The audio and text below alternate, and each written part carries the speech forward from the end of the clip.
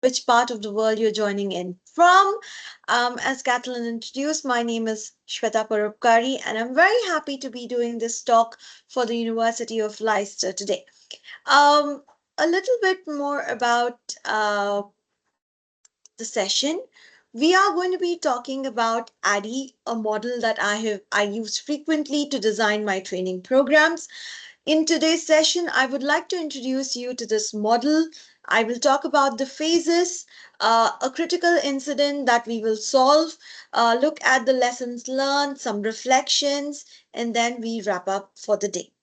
If there is time, we will do a detailed Q&A, or you could always get in touch with me via LinkedIn or email. Okay. And as Kathleen mentioned, if you have any questions, please use the chat box.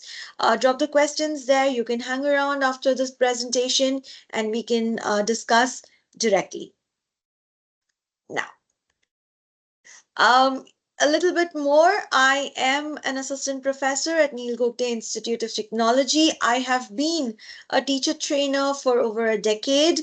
I have been working with students in the field of English for specific purposes, as well as 21st century skills for pre-service learners.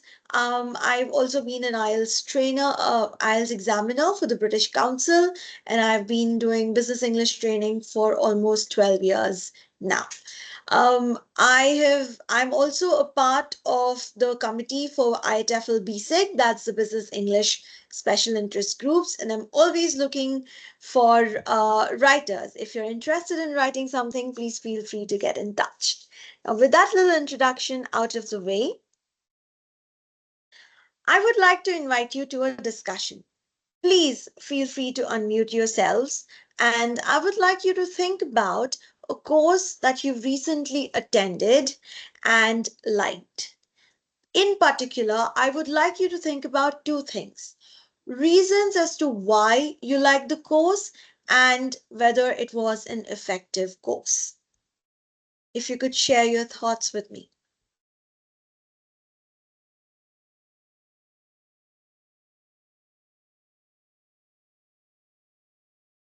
If you're using the chat window, I'm sorry, I will not be able to see your responses. But if you can unmute yourselves and share your thoughts, that'd be great too.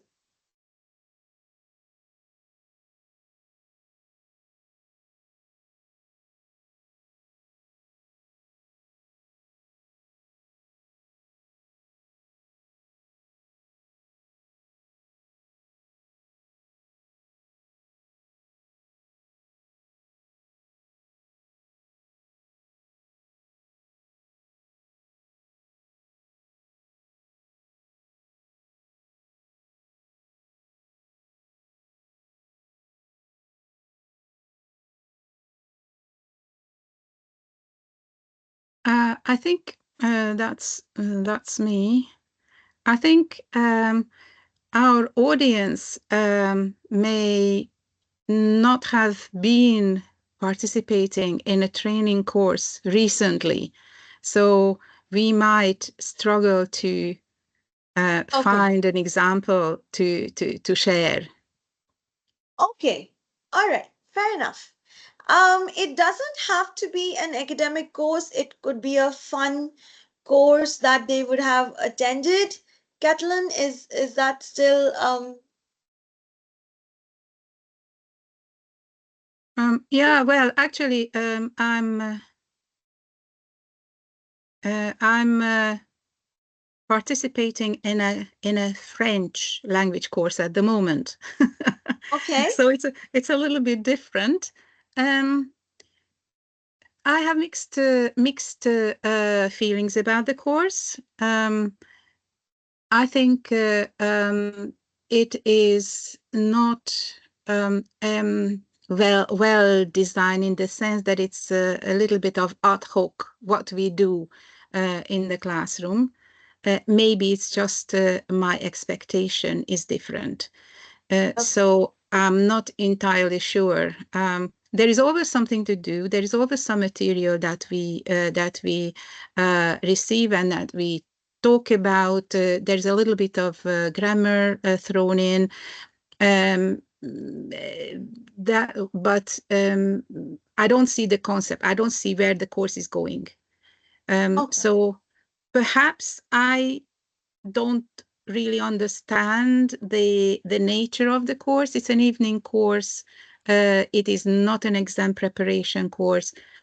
So maybe it's just a discrepancy between what it is to be and what my understanding or what my expectations are.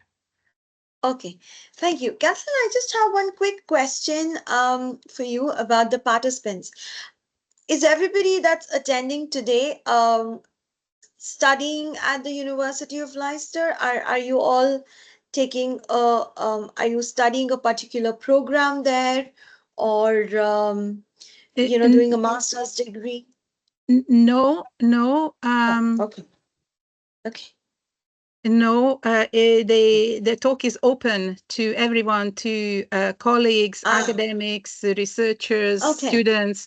Um, but there is something in the chat box from Will Nash from the University of Sheffield. He says, I liked the course I attended recently for 3 reasons. It was well organized with clear aims. It was very relevant to me. And it had lots of space for collaboration. All right. Super. Thank you. All right. Moving on. Let's look at it from a different angle. I would like you to think about what, in your opinion, makes a course effective. This could be a course that you're attending, this could be a course that you're teaching, this could be a course that you're thinking about either attending or teaching. If you could please scan the QR code that's on my screen and give me your thoughts, that'd be great.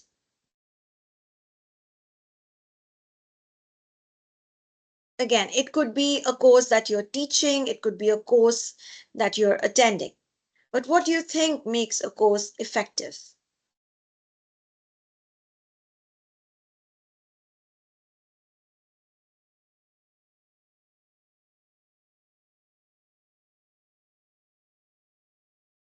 I hope everybody's scanned the QR code because I'm going to stop sharing for a minute.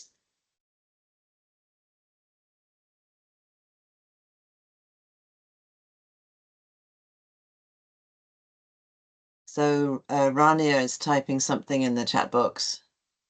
Sure.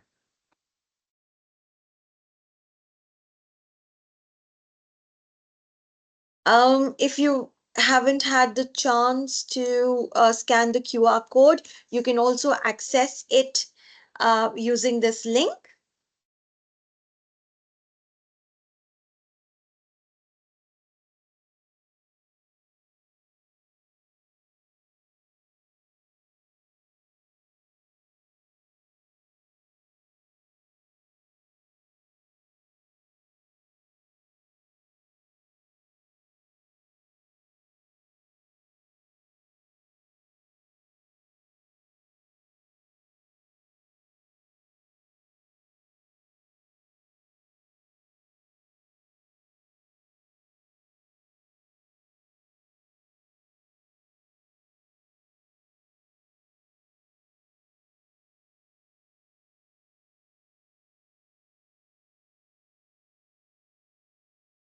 All right. So we'll just wait for a minute more to see if anybody else has any responses. Thus far, people have said what makes a course effective, something that's easy to follow, something that's relevant, something has clear aims, something which is well structured, which is enjoyable, which is fun, where people can speak their minds. Yes. Though Rania in the chat box says, I believe the interaction between the students and tutor is important. In addition, synchronous discussions are effective. All right. Yes. Very, very valid points. Opportunities for discussion, rich content. All right. Thank you very much for those responses. I'm just going to go back to my presentation if you can give me a minute. The perks of doing an online training. Okay, so again, thank you for your responses. Now, how do you think we can achieve everything that was mentioned in the previous slide, where you said for a course to be effective, it needed to have rich content, it needed to be effective, there needs to be space for discussion. Somebody said it needs to be enjoyable, relatable, fun. How do you think we can achieve all of this? I have one solution for you all. It's called the ADDIE model. What is the ADDIE model? Well, it is an instructional design framework that can be used in education and training. It's basically a toolbox. Those familiar with instructional design, they can use the framework to change, adjust its steps to fit whatever their training requirements are, what the context of their project is. It's a very structured, methodical process for designing educational and training programs, amongst other things. I strongly believe that using the ADDIE model ensures that your learning materials are very well structured and coherent. I think this is a point that somebody had brought up for a course to be well structured. And finally, it's a model that ensures that the training program aligns with what our intended goals and objectives are. Right? So to summarize, ADDIE model is a fantastic instructional design framework that can help you design very, very effective courses. But what does ADDIE stand for? A for analysis, D for design, D for development, I for implementation, and E for evaluation.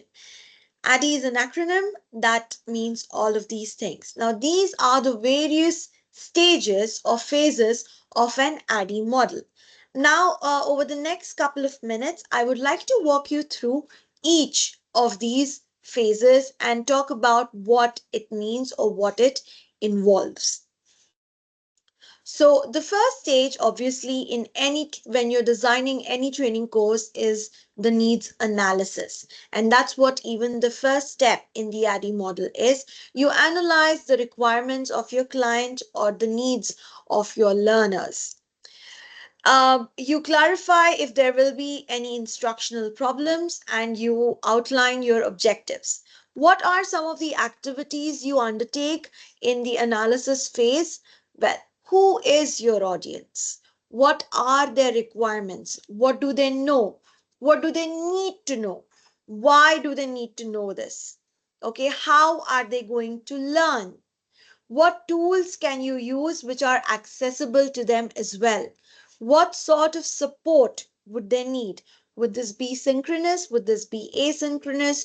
Would you use a combination of both?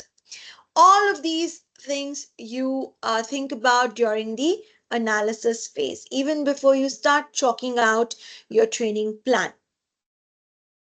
Then comes the design element. The next step, and in my opinion, probably the most important element of designing a training. This is where you plan the entire training program after you've done your needs analysis, after you sort of have an idea of what is expected from you, of you, and then you sit down and you chalk out that maybe 30 hour, 60 hour, 120 hour, maybe a 6 month or a 1 year training program that you might have to undertake. During this stage, you would probably have to design your instructional strategy, how you would want to approach the various topics. You might want to start creating your storyboards, decide what sort of assessments you want to later on carry, structure your content in logical patterns. In my case, I love Excel sheets. So I sit and create time schedules during the design phase. Then comes the next D, which is development. Once you've analyzed, once you've designed, uh, have at least have a blueprint of your training program, you sit and you start developing. What do you develop? You develop your teaching learning material, you develop your assessments. If you're using authentic real world material, then you adapt it for your classroom. Um, you make sure that you test your material by using them in class. Maybe once it doesn't work, you change your material for the next class depending on how your learners are taking it, whether they're finding it too easy, too difficult, too confusing, not very relevant, at least according to them, not very relevant to what their objectives are. All of this happens in the development phase. Of course, it's important to keep seeking feedback throughout. And one practice that I use during both the design and development phase is seeking continuous feedback from both my peers and my students.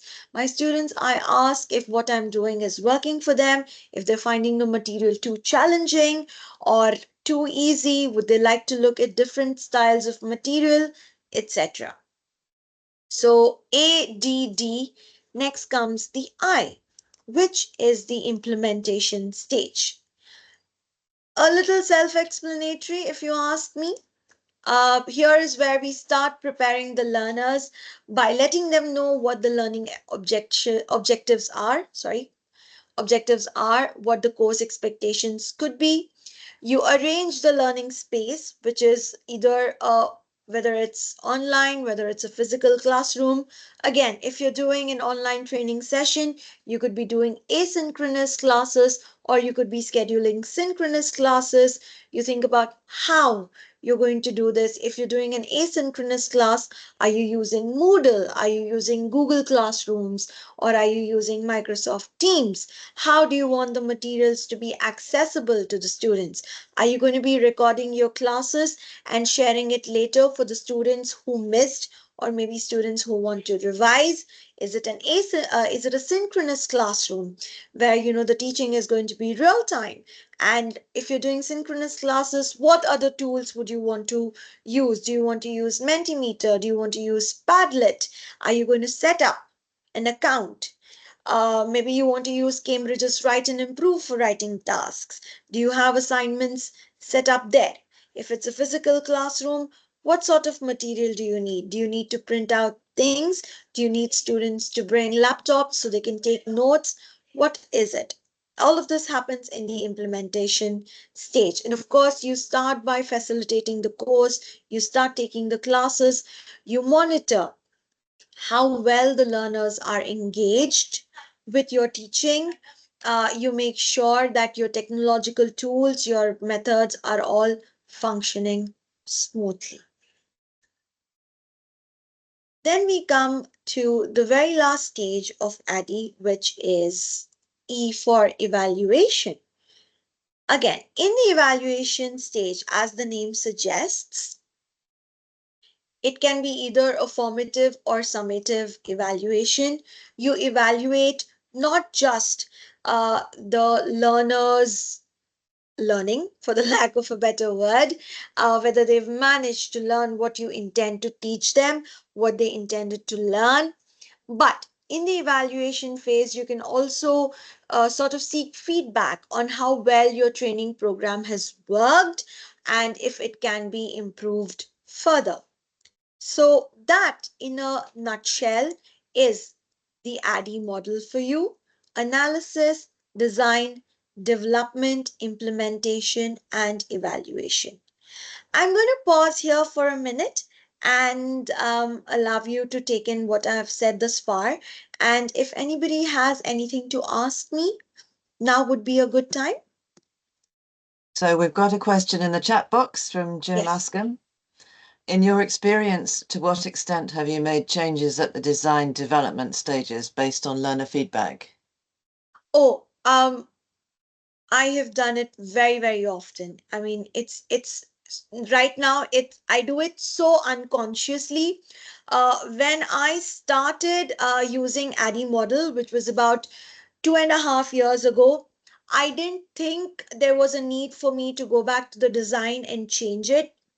But then later on, I learned that it makes it more effective if I can change, my learning material. If the training program that I've designed initially sometimes works for a certain kind of audience, does not work for all kinds of an audience. So I make changes depending on their reaction, on their feedback, sometimes as early as the first 20% of the course, sometimes as late as the last 70% of the course. But I'm always open to changing my design and my development of the material based on the learner's feedback. Is Does that answer your question? Jim says thanks for that. My pleasure. Rania has a question. How is the ADDIE model different from the Learning Designer by UCL? If you know what that is. I have heard of it, but I have not used it. The ADDIE model was actually recommended to me by a friend who works in a corporate setting. And a couple of years ago, I had to design a really complex training program. And I was sort of racking my brains, and my design was all over the place. And when they recommended this framework to me, it sort of made sense. It made me slow down and help me plan my training course effectively, stage by stage. So, sorry, I don't really know how it is very different from UCL's framework, but I do know that this the ADDIE model, which is used by instructional designs pretty much across the world, is very effective, especially when you have to design complex training programs, if that helps.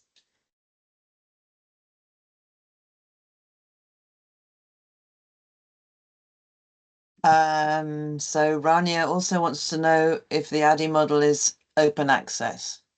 Yes, ADDIE model is open access. You will find a lot of resources, and yes, you will toolkits that you can use. It's very open access. It looks like Catalin is typing something. Yes, Okay. there's a question from Will. Yes. He's asking, how do you monitor learner engagement and assess instruction methods? Are smooth. Right. Um, Yes. For me, it's very simple. All right. So I do both online teaching, I do face to face, and I do blended teaching as well. So if I am in a classroom and I'm teaching a lesson and I have this material, and how do I monitor learner engagement is just by how they're responding to my teaching and to that learning material. One thing that I constantly do with my learners, I'm usually teach pre-service learners business English, and I just every time I do an exercise, maybe a gap completion style activity or a writing task, I always make it a point to ask them on a scale of 1 to 5, 1 being very easy and 5 being very difficult, how did they find the material? Like, how difficult did they find the activity? How challenging did they find the language? And even when I'm doing the activity, I see how well they are responding to my questions, how long they're taking to solve something. All of this sort of tells me how well they are engaging with the material. I do the same thing with my online classes. Are they unmuting themselves and interacting with me? Are they using the chat box to respond to my questions? In the online class that I'm currently teaching, it's very challenging. I can see that the students are not engaging with me because they refuse to interact. They do not turn on their videos. They do not unmute themselves. Sorry, they do not use the chat box. So I know that online classes is probably not the best way to engage them. So, yes, I mostly depend on their reactions to my material, and I make it a point to keep asking them on a regular basis. And then I adapt the material based on how they're responding and see if it makes any difference in the next class when I do the same thing all over again. And Catalin would like to know what stage you build in assessment. I am sort of a keep doing assessments along the way. I do know that, standard pedagogy asks us either to do a formative or a summative assessment, but I like to do a pre, during, and post assessments, not just for my students, but also to me to see how well they're basically studying. So I keep doing assessments as much as I possibly can. It's a lot of work for me, but I think it really helps me make my courses more effective. All right, and I'm sorry now I would have to pause with the questions, hit the pause with the questions because we have to proceed with the talk. Now, having introduced you to the ADDIE model, I would like to share with you a critical incident. I'm going to stop sharing my presentation for a minute. In the chat, I'm going to drop a document which has a critical incident for you. Okay, that's not how it works. Um, Sorry, I'm trying to figure out how to share a document. Sorry, Carolyn, would anybody know? I'm not especially familiar with. I think I will open this question up to everybody. I'm more familiar with Zoom in this respect. Yes, me too. I would have thought that it's possible to drag and drop. Yes, it's apparently not. I Uh, tried doing that and it's not really working. does Or it's anyone not in the allowing me to do that. does Can anyone you in, can you copy the text and then paste it in? Yeah, I think I'm just going to do that. Hmm. Yes.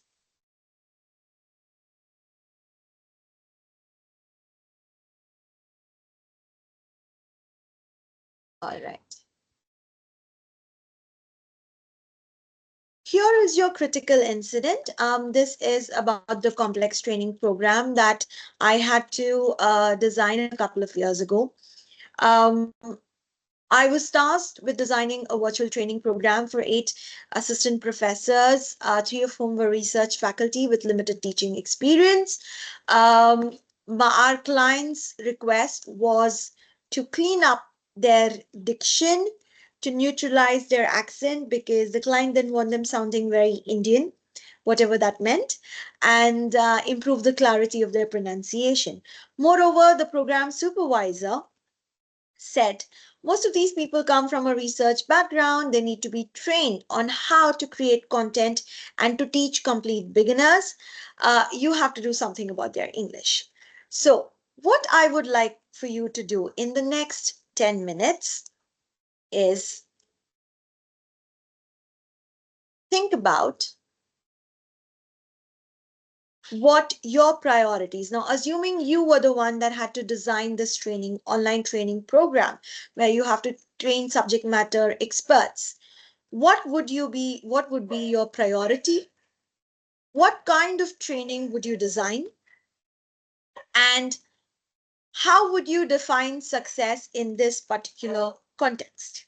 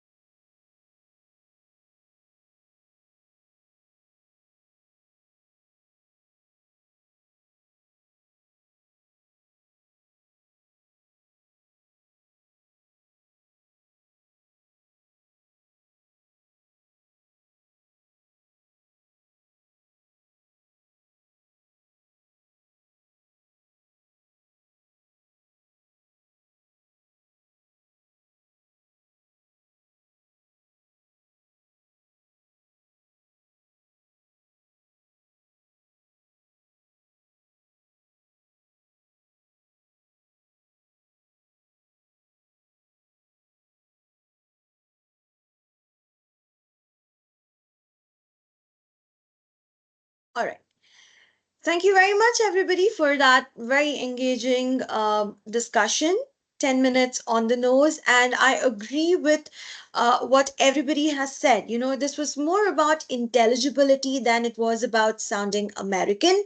And the pedagogical practices in Indian higher education system are very, very different to what it is in the US, especially with material design. In India, copyright is not that big a thing, but I do know that in the US, it's in the West, it's fiercely protected. Original content is protected. So there was a lot of work that needed to be done that went just beyond the simple uh, pedagogical and language trainings. What I would like to do now is share with you as to what I did when I was designing this, I was designing the training program and how ADDIE helped me. So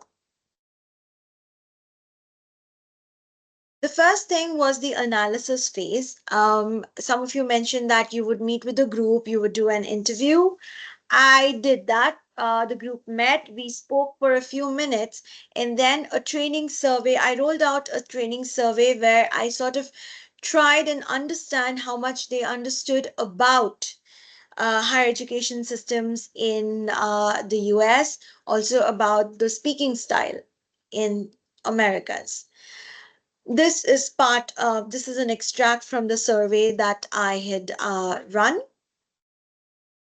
Then, the other part of my analysis was to get my participants, which was the subject matter experts, the professors, to take Cambridge's Lingua Skill. Now, this was something that my institute kindly sponsored. They paid for the exam with the provision that everybody write it and clear it. And the result was mixed. There was some professors who attained, as you can see, a B2 proficiency level, but then there were others who were also at an A2 proficiency level.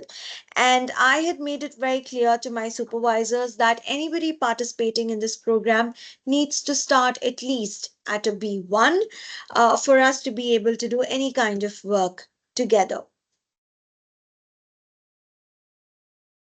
Then, once I had the results of the language proficiency test and the results of the survey on intercultural communication that I had done, I sat down and I designed my training program. I knew that I had to do a pedagogical training. And then I developed something called LPC, which was language and pedagogical sessions. We also had a session on technical training, which my colleague had undertaken. The technical training was they had to deliver a technical training program, full stack development, etc. So I was responsible for the top four sessions that you were seeing, the teaching practices, the language and pedagogical competency sessions. The teaching practices was something that I derived from my own experience doing Cert TESOL at the London School of English, wherein I made my participants give a demo lesson which everybody else attended, and then there would be a trainer feedback as well as a peer feedback. And we did this online because my participants had to eventually teach online, so they needed to get used to online teaching. And then, of course, in addition to attending the trainer program, every trainee had to attend two international finishing school classes, which was what the name of the program these subject matter experts were preparing for. The finishing school programs were run by other experts who were very familiar with this sort of setting, with this sort of teaching, so they could watch real-time practice and build on that. As we did the language and pedagogical competencies session, as we did teaching practices, it became evident to me that what I was doing was not sufficient, that my participants needed more support in other areas, which is where I started working in sessions on diction and intonation and body language, etc.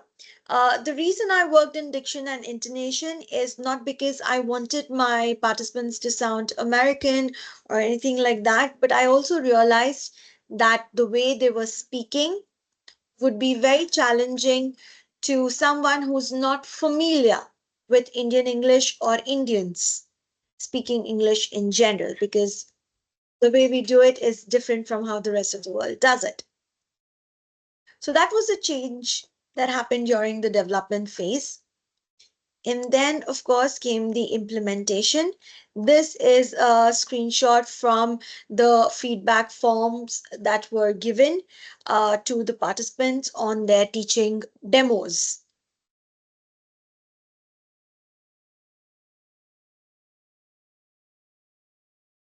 And finally, we had the evaluation part. Sorry, there's more implementation. This was from the classes that they had observed of other teachers doing this sort of a program, and this is what they paid attention to.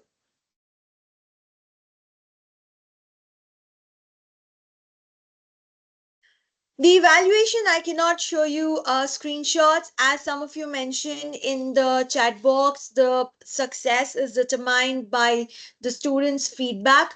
And I'm very happy to say, of the 8 people who participated in this training program, 4 went on to successfully teach the American classroom. And we've had some mixed feedback from the students, the American students in this case. Again, unfortunately, I do not have their permission to show you the feedback or what their opinions were about the class, but I can tell you that some of it was very positive. Some of them, they did suggest improvements and constructive criticism, which we're going to work into our next training program. Now, in addition to the evaluation from the students, I did also do participant feedback. That is, I rolled out a survey, and this is what they had to say about how they found my training program to be. I'm just going to let you read that for a minute.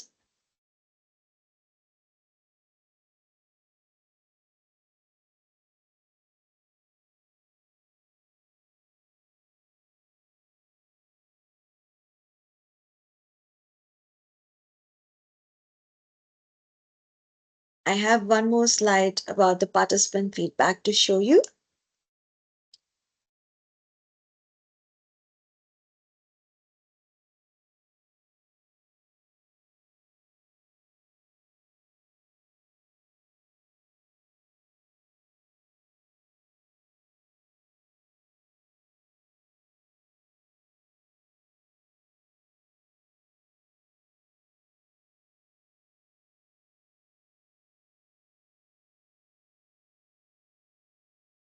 So that was basically how ADDIE helped me design my training program for this very complex training, where I had to work with subject matter experts who are not only more experienced than me, but also quite older. A lot of them PhD holders with a lot of publications under their names. And it had to be handled a little sensitively. So, what are the key takeaways from this talk about using ADDIE model and instructional framework? Is that training begins with understanding real needs and not assumptions. For example, the client and my training supervisor had some assumptions, subscribed to some stereotypes about the subject matter experts, which we sort of debunked during our training with them. I also learned that ADDIE offers a very clear, very adaptable structure for designing a training program. Anything that can be as simple as teaching email writing to something as complex as designing a language and cultural competencies training. One thing that's very important to understand is that while each phase of ADDIE builds on the other, you can do the stages independently. Like you can skip the analysis phase and directly start with the design and the development, or maybe you can choose not to do the evaluation. It's not necessary to do all the phases of ADDIE if it's not relevant to your particular teaching context or to the program that you are designing. And finally, it's important to respect your teaching context, your teaching culture, as well as learner diversity. While ADDIE gives us different phases, we also need to respect these three things before we go ahead and design our training program. What am I going to leave you with? I'm leaving you with three questions that you can think about and maybe apply when if you would like to use ADDIE in your work situation. Think about how you could use ADDIE for your future work in ELT. Maybe you are not working in ELT, maybe you're in the sciences, maybe you're in the STEM. Whatever your teaching training context, think about whether it can be relevant. Also think about what is that one phase of ADDIE that gives you the most confident, that you think that, oh yes, this is something that I can totally do. This is something I'm very sure is going to make my training very, very effective. And which is that one stage that you think you want to develop. Maybe design is your forte, but evaluation is not, and you would want to work on that stage. Or maybe you're very, very good at developing formative and summative evaluations, but implementation is where you sort of lack a little confidence. So think about it. Again, you need to think about this if you want to use the ADDIE model in your work context. And finally, I have a worksheet that you could use to map out a lesson or a professional development. Unfortunately, I cannot share it in the chat box right now. For whatever reasons, Teams is not allowing me to drag and drop. But I'm very happy to share it with Catalin, who can share it with everybody else who's interested in this worksheet. And of course, if you have the opportunity to observe how course designers or trainers can use ADDIE or maybe skip ADDIE phases, please make use of that. And of course, think about how you can adapt it to your teaching context. With that, we come to the end of the session, and I'm very, very happy to open the floor for any questions, comments, suggestions, feedbacks that you may have.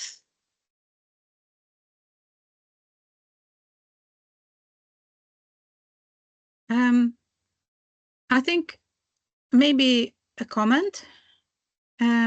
Sure.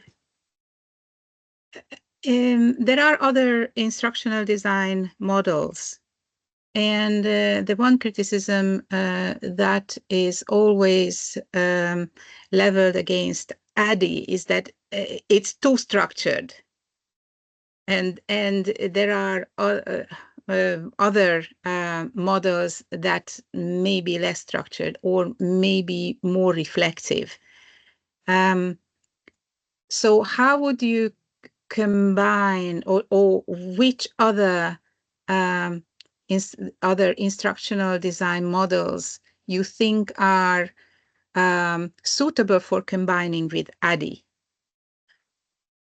Very, very great question, actually. Is I actually disagree that ADDIE is too structured. Maybe it's because I myself am a very neurotically organized person, but ADDIE really works for me. But then again, what a lot of people miss about ADDIE is that they think that it's essential for you to use every every phase in the framework. But you don't have to. You can use whichever phases make most sense or which are most relevant to your context. However, if there's one other model that I have used along with ADDIE, it's Kirkpatrick's model. You can also you can also combine ADDIE with Bloom's taxonomy. Bloom's taxonomy is something we're all very, very familiar with. So in my opinion, those work well. Again, I usually do not combine ADDIE with any other model because ADDIE in itself works really well in my teaching learning context. But if I had to, I would either use Kirkpatrick's model or I would use Bloom's taxonomy. Thank you. Thank you. Yes. Just going to look at the chat. All right. Thank you, Will. If you have any questions, we're very happy to answer it, or you're very welcome to connect with me on LinkedIn. You can send your questions to either Dr. Carolyn or Kathleen, and they may forward it to me. Kathleen, can I send you the worksheet that I had prepared to be shared with the participants, and you can send it forward? Does that work? Yes, that does work. I will just put my email address. Oh, I have your email address. Yes, but for the participants, they don't have. Okay, They have. sure, They sure. have. They have the link Okay, to the okay, talk. sorry. Yes, yes. So this is my email address, and if you would like to, Shweta will send me the worksheet, and if you would like to get the worksheet, please feel free to email me. I think at this point I will stop the recording. Yes. I